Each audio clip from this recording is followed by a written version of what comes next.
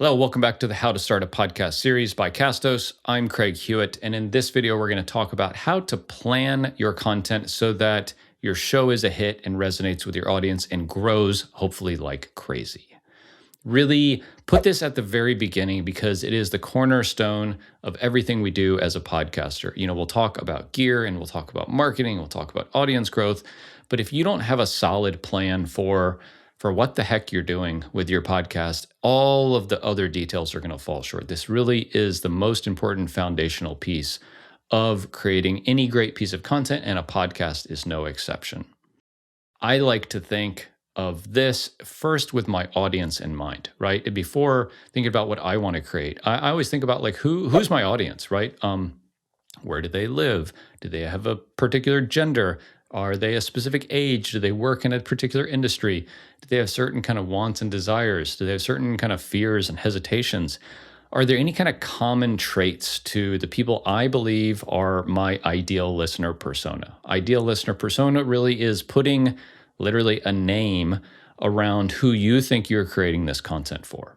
And I like doing this because once I've identified my ideal listener persona, then all of the questions that will pose in a few minutes become really clear, right? Things like, how long should my episodes be? What day of the week should I publish?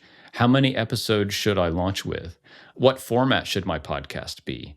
Should I do audio or video or both? Right? So think about the audience member and the listener first, and all of the rest of the questions will become much clearer in a minute.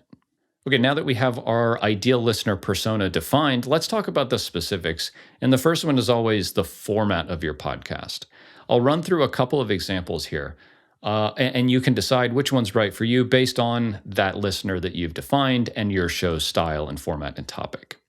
So first is an interview-based show. This is probably the most popular out there. I'll say this is the easiest to do for you as a creator, but it's probably the hardest for you to stand out in because a lot of times they're just boring.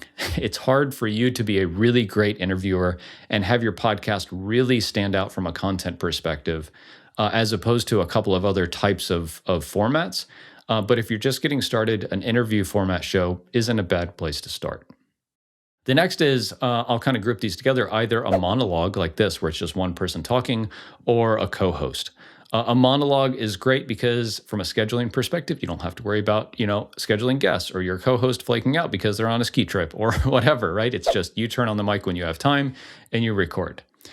The challenging thing is I've been creating content like this for like 10 years, and this is by far the hardest thing that I do as a creator is turning on this microphone and this camera and talking for 10 minutes. So if you're new to being a creator, thinking about starting a solo show is really daunting. I like a co-host show a lot because you're familiar with each other, you have that rapport, you don't have to build all of that up like you do often in an interview show, and you can really get down to the meat and potatoes of an issue. So these are really popular and kind of like following the hero's journey, if you will, over time. And just logistically, there's not as much that goes into it. You just say, hey, we're recording every Friday at 3 o'clock, and it's in the books, and it's locked in, and you just do it. The other couple of formats that you might want to consider are narrative podcasts. If you look at Gimlet Media or NPR, this is kind of what they do. They're telling a story that's interwoven with some narrative or some dialogue. These are beautiful shows to listen to, but from a production standpoint, they're really, really, really hard. So probably not my vote for a brand new podcaster, but if you really want to take a big swing, I would consider a narrative style show. There's a couple of others that I won't mention, but those kind of cover the broad strokes of what you should consider in terms of a format. Let's talk about length now. So length of your podcast, there's a saying that it should be as long as it has to be and not a minute longer. And I think what we're getting at with this is you don't want to kind of artificially inflate the length of a podcast, but you do want to tell the story that you came here to tell. Podcasting is all about storytelling. And so do that in as concise and direct a manner as you can while getting that message across. I'll give you some benchmarks to shoot for. For a solo episode like this, anywhere between like 5 and 20 minutes is very reasonable. For you and a co-host, maybe think about 20 to 30, 40 minutes. For an interview show, probably between 30 and 45 minutes. Those are just very rough guidelines for you to consider.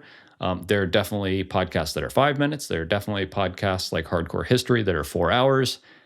I probably can't do a 4-hour podcast, but that's up to you.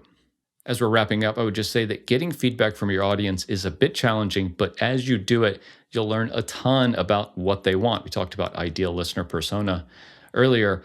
Just hearing what they want, what they like, what they don't like, getting feedback from them directly is so valuable to you in over time honing that craft of being a creator and giving your audience what they want. In the next video, we're going to be talking about technical setup, so gear, everyone's favorite topic. To learn more about what we do at Castos, head over to castos.com.